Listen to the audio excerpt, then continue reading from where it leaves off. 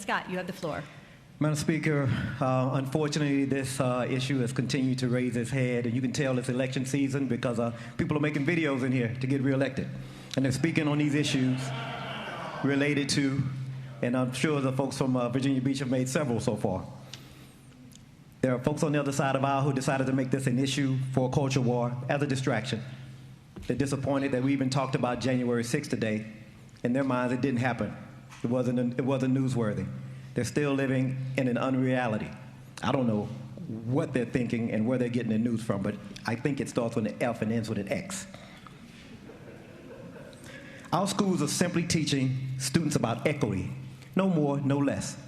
We all know school is where you get educated. It's where you socialize.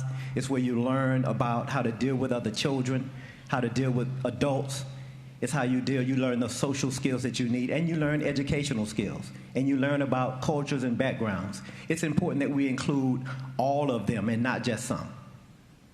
Our priority is making sure all of our students feel safe and welcome when they're learning. And that's why we've allocated so much funding to schools as well. Folks on the other side of the aisle know that the superintendent of Virginia Beach, Dr. Spence, is a very, very bright man, and he's well sought out after across the nation as a leader in education. He personally was involved in creating this equity policy because he thought it was best. And finally, Madam Speaker, I'll end with this. Don't take my word for it, but Dr. King's daughter, Bernice King, just said this on August 5th. She must have knew that folks would get up and use her father's words again to try to deny equity to the very people he spent his life helping. She said, using my father's color of skin, content of character, quote, to prevent teaching on racism and on comprehensive history reflects intentional distortion of his authentic dream.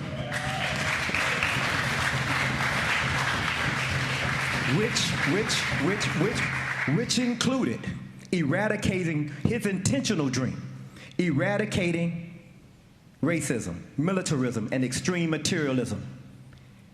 That's unconscionable. So when you get up and use those words again, think about that.